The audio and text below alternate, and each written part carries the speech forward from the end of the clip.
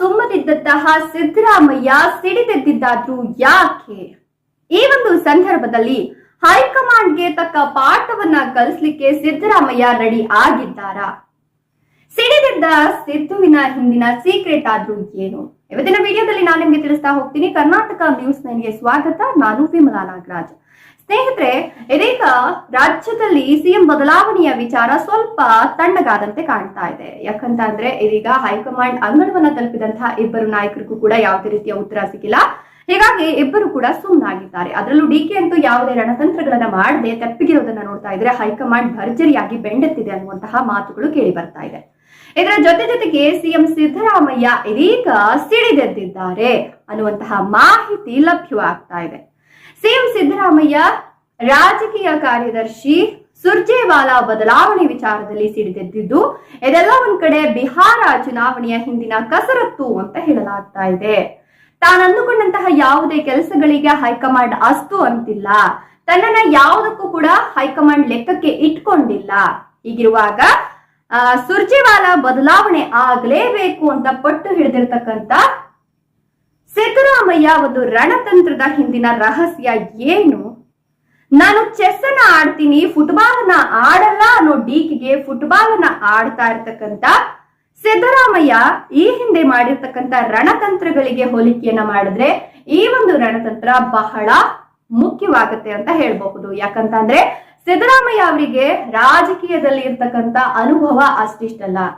ದೇವೇಗೌಡರ ಒಂದು ಗರಡಿಯಲ್ಲಿ ಪಳಗಿ ಬಂದು ದೇವೇಗೌಡರಿಗೆ ಒಂದು ರೀತಿಯ ವಿರೋಧ ಪಕ್ಷವಾಗಿ ನಿಂತ್ಕೊಂಡು ದೇವೇಗೌಡರ ಗರಡಿಯಲ್ಲಿ ಬೆಳೆದು ಬಂದು ಅವರಿಗೆ ವಿರೋಧವಾಗಿ ನಿಂತು 2 ಬಾರಿ ನಮ್ಮ ರಾಜ್ಯದಲ್ಲಿ ಮುಖ್ಯಮಂತ್ರಿ ಆಗೋದು ಅಂದ್ರೆ ಅಷ್ಟು ಸುಲಭದ ಮಾತಲ್ಲ. ಅಂತಹ ಸಿದ್ದರಾಮಯ್ಯ ಈಗ ಬಿಹಾರ ಎಲೆಕ್ಷನ್ ಸಮೀಪಿಸ್ತಾ ಇರ್ತಕ್ಕಂಥ ಸಂದರ್ಭದಲ್ಲೇ ಸೆಪ್ಟೆಂಬರ್ ಒಳಗಡೆನೆ ಸುರ್ಜೇವಾಲಾ ಬದಲಾವಣೆ ಆಗಬೇಕು ಅನ್ನೋ ಪಟ್ಟನೆ ಹಿಡಿದಿರೋದು ಯಾಕೆ ಅನ್ನುವಂಥದ್ದು ಈಗಿನ ಪ್ರಶ್ನೆ.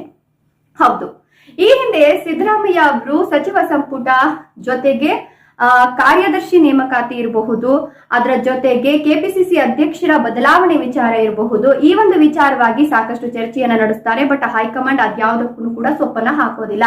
ಸಿಎಂ ಸಿದ್ದರಾಮಯ್ಯ ಅವರ ಅಭಿಪ್ರಾಯವನ್ನು ತೆಗೆದುಕೊಳ್ಳೋದಿಲ್ಲ, ತನ್ನಿಂದ ತಾನಾಗಿಯೇ ಎಲ್ಲವನ್ನ ಮಾಡ್ತಾ ಇರುತ್ತೆ. ಅದರಲ್ಲಿ ಎಲ್ಲೋ ಒಂದ್ ಕಡೆ ಸುರ್ಜೇವಾಲಾ ತುಂಬಾ ಹಸ್ತಕ್ಷೇಪವನ್ನ ಮಾಡ್ತಿದ್ದಾರೆ ಅನ್ನೋದು ಸಿದ್ದರಾಮಯ್ಯ ಅವರ ವಾದ. ಯಾಕಂತಂದ್ರೆ ಡಿಕೆಶಿ ಅವರು ಸುರ್ಜೇವಾಲಾ ನೇಮಕಾತಿ ವಿಚಾರದಲ್ಲಿ ಒಂದಷ್ಟು ಮಾತುಕತೆಯನ್ನ ನಡೆಸಿರ್ತಾರೆ. ಅವರ ಒಂದು ಒಪ್ಪಿಗೆಯ ಮೇಲೆನೆ ಸುರ್ಜೇವಾಲಾ ರಾಜಕೀಯ ಕಾರ್ಯದರ್ಶಿಯಾಗಿ ನೇಮಕವಾಗ್ತಾರೆ. ಹಾಗಾಗಿ ಈಗ ಸುರ್ಜೇವಾಲಾ ರಾಜಕೀಯ ಕಾರ್ಯದರ್ಶಿಯಾಗಿ ನೇಮಕವಾಗಿ 5 ವರ್ಷ ಕಳೀತಾ ಇದೆ ಈ ಸೆಪ್ಟೆಂಬರ್ಗೆ.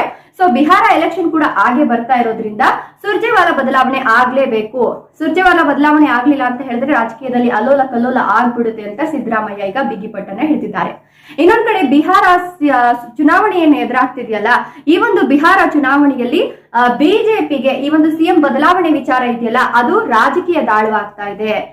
ಹಿಂದುಳಿದ ವರ್ಗಗಳ ಒಂದು ವಿಚಾರವನ್ನ ತೆಗೆದುಕೊಂಡು ಬಿಜೆಪಿಯಲ್ಲಿ ಪ್ರಚಾರವನ್ನ ನಡೆಸ್ತಾ ಇದೆ. ಹಿಂದುಳಿದ ನಾಯಕನಿಗೆ ಒಂದು ಕಾಂಗ್ರೆಸ್ ನಲ್ಲಿ ಒಳ್ಳೆಯ ಒಮ್ಮತ ಇಲ್ಲ, ಅವರನ್ನ ನೆಮ್ಮದಿಯಾಗಿ ಸಿಎಂ ಆಗಿ ಮುಂದುವರಿಯಕ್ಕೆ ಬಿಡ್ತಾ ಇಲ್ಲ, ರಾಜಕೀಯದಲ್ಲಿ ಅವರನ್ನ ಹಿಂದೆ ಸರಿಸತಕ್ಕಂತ ಎಲ್ಲಾ ರೀತಿಯ ಲಕ್ಷಣಗಳು ಗೋಚರವಾಗ್ತಿದೆ, ಸಿದ್ದರಾಮಯ್ಯನಿಗೆ ನೆಮ್ಮದಿಯಾಗಿ ಒಂದು ಮುಖ್ಯಮಂತ್ರಿ ಸ್ಥಾನವನ್ನ ಅಲಂಕರಿಸಲಿಕ್ಕೆ ಬಿಡ್ತಿಲ್ಲ ಅನ್ನುವಂತಹ ವಿಚಾರಗಳನ್ನ ಇಟ್ಕೊಂಡು ಬಿಹಾರ ಚುನಾವಣೆಯಲ್ಲಿ ಬಿಜೆಪಿ ತನ್ನ ರಣತಂತ್ರವನ್ನ ರೂಪಿಸ್ತಾ ಇದೆ. ಸೊ ಎಲ್ಲ ಒಂದ್ ಕಡೆ ಸಿದ್ದರಾಮಯ್ಯ ಅಹಿಂದ ನಾಯಕ ಆಗಿರೋದ್ರಿಂದ ಬಿಜೆಪಿ ಈ ಅಸ್ತ್ರವನ್ನ ಪ್ರಯೋಗ ಮಾಡ್ತಿರೋದು ಸಿದ್ದರಾಮಯ್ಯನ್ಗೆ ಒಂದು ರೀತಿ ಅಸ್ತ್ರವಾಗಿ ಬಿಟ್ಟಿದೆ. ಸಿಎಂ ಸಿದ್ದರಾಮಯ್ಯ ಅವರಿಗೆ ಒಂದು ರೀತಿ ಅಸ್ತ್ರವಾಗಿದೆ ಅಂತ ಹೇಳಿದ್ರೆ ತಪ್ಪಾಗ್ಲಿಕ್ಕಿಲ್ಲ.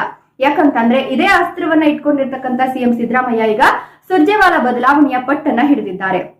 ಸುರ್ಜೇವಾಲಾ ಬದಲಾವಣೆ ಆಗ್ಲಿಲ್ಲ ಅಂತ ಹೇಳಿದ್ರೆ ನಾನು ಸುಮ್ನೆ ಇರೋದಿಲ್ಲ ಅನ್ನುವಂಥದ್ದು ಸಿಎಂ ಸಿದ್ದರಾಮಯ್ಯ ಅವರ ವಾದ. ಸೊ ಈ ಒಂದು ಬಿಹಾರ ಎಲೆಕ್ಷನ್ ಕಾಂಗ್ರೆಸ್ ಪಾಳ್ಯಕ್ಕೆ ತುಂಬಾ ಅಂದ್ರೆ ತುಂಬಾನೇ ಇಂಪಾರ್ಟೆಂಟ್. ಹೀಗಿರುವಾಗ ಬಿಜೆಪಿ ಉಪಯೋಗಿಸ್ಕೊಳ್ತಿರ್ತಕ್ಕಂಥ ದಾಳವನ್ನ ತೆಪ್ಪಗಾಗಿಸಬೇಕು ಅಂತ ಅಂದ್ರೆ ಸಿದ್ದರಾಮಯ್ಯ ಅವರು ಹೇಳ್ದಂಗೆ ಕೇಳಲೇಬೇಕು. ಸಿದ್ದರಾಮಯ್ಯ ಅವರು ಸೆಪ್ಟೆಂಬರ್ ವರ್ಗಾದ್ರೂ ಕೂಡ ಒಂದು ಮುಖ್ಯಮಂತ್ರಿಯಾಗಿ ಮುಂದುವರಿಲೇಬೇಕು. ಹಾಗಾಗಿ ಹೈಕಮಾಂಡ್ ಕೂಡ ಈ ಹಿಂದೆ ಎಲ್ಲವನ್ನ ಯೋಚಿಸಿ ಸಿಎಂ ಬದಲಾವಣೆ ವಿಚಾರದಲ್ಲಿ ಯಾವುದೇ ರೀತಿಯ ಹಸ್ತಕ್ಷೇಪವನ್ನ ಮಾಡದೆ, ಯಾವುದೇ ರೀತಿಯ ಮೂಗನ್ನ ತೂರಿಸದೆ ಸೈಲೆಂಟ್ ಆಗಿ ಇದೆ. ಸೊ ಇದನ್ನೇ ಬಂಡವಾಳ ಆಗಿಸ್ಕೊಂಡಿರ್ತಕ್ಕಂಥ ಸಿಎಂ ಸಿದ್ದರಾಮಯ್ಯ ಇದೀಗ ತನ್ನ ಬಿಗಿಪಟ್ಟನ್ನ ಹಿಡಿದಿದ್ದು ಸುರ್ಜೇವಾಲಾ ಬದಲಾವಣೆಗೆ ರಣತಂತ್ರವನ್ನ ರೂಪಿಸಿ ಈ ಒಂದು ಅಸ್ತ್ರವನ್ನ ಹೂಡಿದ್ದಾರೆ. ಹಾಗಾದ್ರೆ ಹೈಕಮಾಂಡ್ ಸುರ್ಜೇವಾಲಾ ಬದಲಾವಣೆಯನ್ನ ಮಾಡುತ್ತಾ ಸಿಎಂ ಸಿದ್ದರಾಮಯ್ಯ 5 ವರ್ಷಗಳ ಅವಧಿಗೆ ಸಂಪೂರ್ಣವಾಗಿ ಸಿಎಂ ಆಗಿ ಮುಂದುವರಿತಾರಾ ಅನ್ನುವಂಥದ್ದು ಬಿಹಾರ ಚುನಾವಣೆಯ ನಂತರ, ಅದರಲ್ಲೂ ಫಲಿತಾಂಶದ ನಂತರ ಗೊತ್ತಾಗುತ್ತೆ ಅನ್ನೋದು ಇವತ್ತಿನ ವಿಡಿಯೋದಲ್ಲಿ ನಾನು ತಿಳಿಸ್ಕೊಟ್ಟಂತಹ ಅಂಶ ಆಗಿತ್ತು. ಇವತ್ತಿನ ವಿಡಿಯೋ ನಿಮ್ಗೆ ಇಷ್ಟವಾದ್ರೆ ಲೈಕ್ ಕೊಟ್ಟು ಶೇರ್ ಮಾಡಿ, ತಪ್ಪದೆ ನಮ್ಮ ಚಾನಲ್ ಅನ್ನ ಸಬ್ಸ್ಕ್ರೈಬ್ ಮಾಡ್ಕೊಳ್ಳಿ. Thank you.